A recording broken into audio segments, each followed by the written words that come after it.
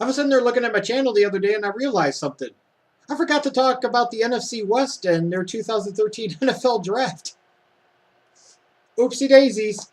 So let's go. It's time for me to grade the last of the divisions for this 2013 NFL Draft. Let's talk about a division that in a lot of ways looks like it's gotten a lot better on paper, that many people will argue heading into this upcoming season will be the best division in all of football, and that is, of course, the NFC West. I think a lot of people are automatically going to look at the Arizona Cardinals and just flat out assume that they're going to bring up the butt-naked rear in the NFC West, that they're going to be by far the worst team. You know, this was a team that at one point in time in 2012 was 4-0. They had beaten the Patriots. Their defense was playing at a near dominant level. Then, of course, yes, the House of Cards collapsed upon them, but this is a Cardinals team that does have some talent. And with some improvements on the offensive side of the football, this is a team that could at least be much more competitive in the NFC West in 2013. So I was a little bit surprised to see such a defense-heavy focus in the draft for the Cardinals. I really was. That doesn't necessarily mean it was a bad thing, but it was a bit surprising, and maybe it was a little bit of a mistake, maybe it wasn't, because a lot of the players that the Cardinals picked were good value picks that potentially also have some huge upside. Now, we start with the first round pick, and a lot of NFL people and even talking heads on the internet or on television aren't exactly big fans of taking a guard in the top 10 or a center in the top 10. However you want to slate Jonathan Cooper from North Carolina. He's either going to be a guard or he's going to be a center, one of the two. Maybe he's athletic enough at some point to play tackle, who knows? But when you look at some of the other players that were on the board and you look at how horrible that Arizona Cardinals offensive line was in 2012, injuries or not, the bottom line is that offensive line was a drizzling shits. So they could use talent upgrades almost anywhere. And you could definitely argue that outside of quarterback, it was the number one biggest need they had as a football team. So getting a guy like Jonathan Cooper, who was arguably a top 10 talent, wasn't exactly a bad way to go. Now you're saying, oh, you take a guard. Do you really need to take a guard? You can find a guard later. And that might be true. But would I rather take a guy who has all-pro potential at offensive guard as opposed to maybe Pro Bowl potential at corner or wide receiver? Yes. Unless you're talking about kickers or punters, any other position, I'm usually almost always going to take that all-pro player over the Pro Bowl player, because that player is going to end up having more of an impact overall and be a better player for a longer period of time. So I'm not going to knock the Cardinals for taking Jonathan Cooper, because they were kind of in a spot where who else were they really going to take at that point? And it was an offensive player with a new offensive coach in Bruce Arians. It makes a lot of sense. Now, where it starts to get a little dicey is taking guys like Minter and Mathieu and Okafor. You know, your next three picks afterwards were all defensive players. They were good value picks, and I think these are all three guys that can contribute as rookies for this team. But it was surprising for a team that sucked so bad on offense last year, bringing in a new general manager and a new offensive-minded head coach, that you would spend 3 of your first 4 picks on defensive players. This looks like something that the Chicago Bears would do. So I speak from that from experience as a Bear fan. It's not something you usually want to do. But again, a guy like Mathieu can contribute at safety and on special teams. Minter could come in right away because Washington suspended the first 4 games and start on the inside. Okafor could be a nice situational pass rusher on the outside in that 3-4. There's some other players they took too, the guys like Stepfan Taylor and the Andre Ellingtons and the Ryan Swopes. This was an Arizona Cardinals draft that actually looks like on paper it has a lot of, real nice contributors coming in for 2013 and beyond. I question the philosophy of taking so many defensive players early, especially when your offense was the biggest problem and you have a new offensive-minded head coach. That's why I give them a grade of a B-. But this is an Arizona Cardinals draft that I do expect to pay some big dividends for this organization now and for the next few years to come. The San Francisco 49ers came this close to winning the Super Bowl this last season. One of the things that does surprise me a little bit is that they have this reputation that I don't feel is 100% fully deserved, and that is being these great masters of the draft and having all of these great drafts. Well, frankly, you look at last year's draft, they got nothing out of that draft class. It was basically an entire redshirt fuck-off year. That's the truth. We'll see what they get out of that 2012 class in 2013. But even if you look at some of the other drafts in years past, they've hit on some players and they definitely missed big on some players. So the 49ers, while they're a team that looks like it has some staying power as a contender, their draft history has been far from perfect, believe me. So it was going to be curious for me to see how this organization handled this year's draft, how they played the game, and how they handled, frankly, having all of these picks. Now, some people may knock them for not trading for Darrelle Revis. Why? They didn't need to. I don't feel. Even though secondary was a position of need, I don't think they needed to do that. Especially if you drafted one. You know, why sit there and get a Darrelle Revis that has 6 years of NFL mileage and a torn ACL on his body, when maybe you could find in the draft your own potential Darrelle Revis? Taking a 6th-round pick and flipping that into Anquan Boldin has to be factored into the draft grading here. That was very, very damn good. The pick of Eric Reed in the 1st round, trading up to number 18 to get him, I don't know so much. It might have been your guy. Did you really need to go up to number 18? If he comes in and he starts from day one and he's an impact player at free safety, is it really going to matter ultimately where he was drafted? Probably not.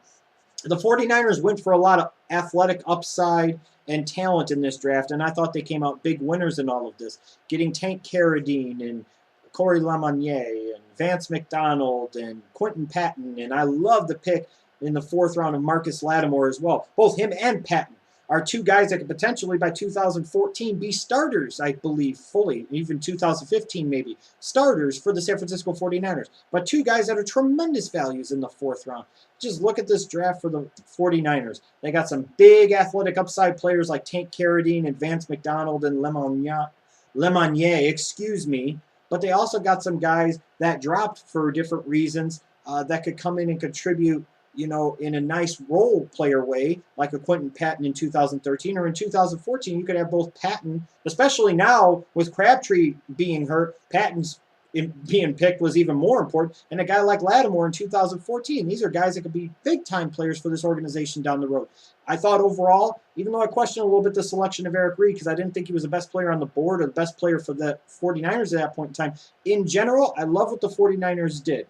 They addressed different holes by going after players with big upside. They took some risks, but these are the type of drafts you have to have sometimes because those big risks can become big-time rewards. So I give the 49ers a nice grade of a B+ for this draft. Another team that I thought did really well in the 2013 NFL draft, and in fact did even better than the 49ers, and I really rate them as the second big winners of the entire draft weekend, that was the St. Louis Rams. General Manager Les Snead has something very, very nice going on there in St. Louis. He's one of the best general managers you don't know anything about, but you need to start paying attention to him because he's quietly building a monster there in the gateway city of St. Louis. He really is. And you look at this draft. You know, the bottom line is this is a team that a couple of years ago was absolute trash. And they're starting to bring some pieces in, and they've acquired some nice pieces, but they still have a ways to go. They really do. But the number one priority, they already have their so-called franchise quarterback in place in Sam Bradford, and whether you agree he's a franchise quarterback or not, it doesn't matter. The one thing you can agree on is they needed to provide him more help to put him in the best possible situation to succeed. And when you look at the free agent signings of guys like Jared Cook and Jake Long and those type of acquisitions, you know, they're doing things to try and help out their young quarterback, put him in the best possible situation to succeed. Excuse me. And for the St. Louis Rams to identify that they needed a playmaker at wide receiver above anything and everything else. And because of the genius of them trading back last year, trading out of the number 2 spot where RG3 went and getting all of these picks, it's put them in a position of power for this draft and for the 2014 draft as well because they have 2 first-round picks. So what do the Rams have the flexibility and the ability to do? They could trade up from 16 to number 8 to go get their guy Tavon Austin. And then they're sitting there with their other pick at 22. They could trade down to 30 and still get their guy, a guy who's going to be a big impact player in their linebacking core, and Alec Ogletree out of Georgia, a guy who I frankly liked a little bit more than Jarvis Jones. Those 2 picks right there, I think these are 2 guys that are going to be the catalyst for a potential playoff run for the Rams in 2013 and definitely in 2014. And then getting other guys like T.J. McDonald in the 3rd round. You know, even a guy like Barrett Jones, who I'm not the biggest fan of in the world, getting a guy like him, he's a productive college player that maybe lacks one measurable for the NFL level, but you got him in the 4th round. But the big steal of all to me that put this draft over the top for the St. Louis Rams was you had to trade up to get Tavon Austin at number 8. And then his own teammate at college, who to me isn't that far below him in terms of as an overall player, you get Stedman Bailey at the end of round 3. You got 2 great explosive weapons for your young quarterback Sam Bradford to go along with the blindside protector and Jake Long that you signed in free agency, to go along with the playmaking tight end and Jared Cook that you signed in free agency. This is what good teams do. Even the drafting of a guy like Zach Stacy in the 5th round, I think he could potentially come in and contribute as a rookie. This was a great draft class, again, for the St. Louis Rams. Being able, because of the smart thing that they did last year, being able to trade up to get the guy that they want, having the balls and the flexibility to trade down and get the other player that they want in round 1, and then address other holes like safety and another wide receiver in the interior of their offensive line and depth at running back. Les Snead, Jeff Fisher, tremendous job in this draft. Get a solid A grade from me, no question. And I think they're a sleeper team in that NFC West this year. Everybody's going to talk about the Seahawks and the 49ers. Don't forget about the St. Louis Rams. Heading into the 2013 season, a lot of people are going to be picking the Seattle Seahawks to be the NFC West champions, and I understand that. It was a team that almost won the division this past year, that did some improving in the offseason between their free agent signings and the acquisition of Percy Harvin. The Seahawks have gotten better. So, a lot of people are going to be high on them, and I get that. You should be high on them. But I'm not that high on their draft in general.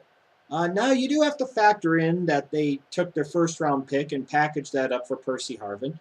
That's definitely a good thing. But the drafting of players like Christian Michael and, even guys like Chris Harper and Jordan Hill, it's like when you look at who they took and where they took them with some of those early round picks, in particular with Christian Michael, you look at it and you sit there and you say, there were better players on the board at that position, weren't there? I'm just saying. But you also look at the players that the Seahawks did take, and a lot of these guys fit Pete Carroll's mold, whether it be on the offensive or defensive side of the football. So maybe it's a situation where, it doesn't matter so much whether there were better players on the board, because maybe they weren't the best players for what the Seahawks do.